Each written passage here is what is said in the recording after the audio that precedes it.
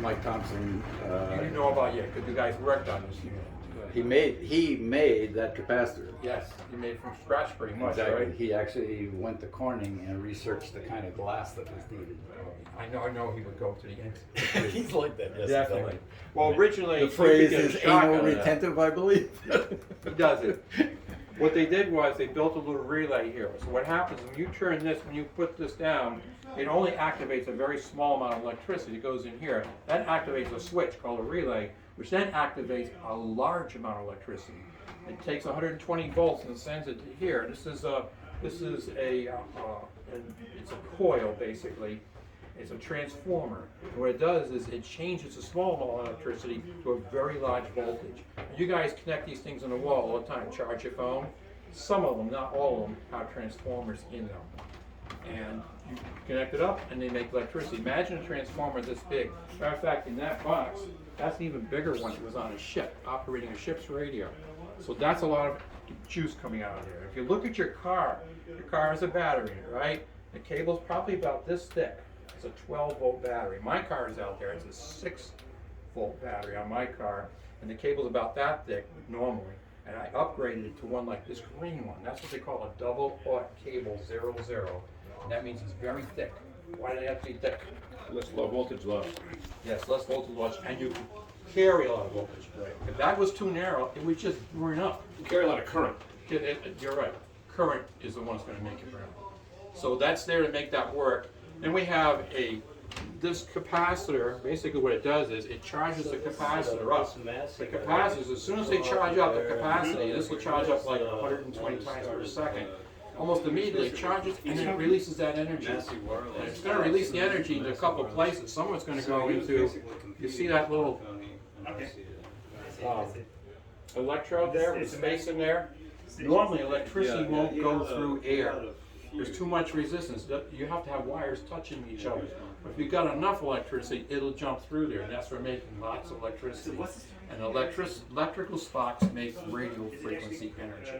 People didn't realize this originally. You got lightning, right? What kind of energy is in there lightning? Transatlantic It's electromagnetic. message. There is electromagnetic. But suppose you're 1850. Was Now the what do you letter say? S. That hasn't been Right. it hasn't been discovered. And so he had people in Heat, Scotland that and you've got light, Right. and you've got they were in sound. Canada with antennas. You got three kinds.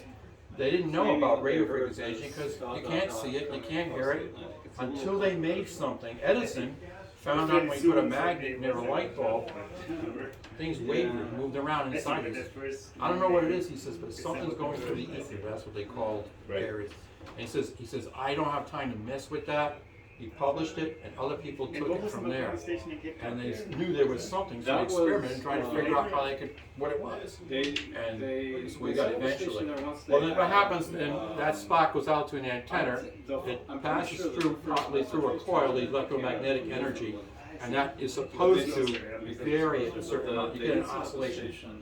You get electricity going back and forth at a certain rate. And that's Well, they're supposed trying to to produce. tune the They're L trying to and tune the it. C so it resonates at about 300 kilohertz. Yes, it doesn't Doesn't work well. very well, exactly. Yes. Right. Doesn't It work wipes well. out everything nearby. Yep, we have it. You hear it all over.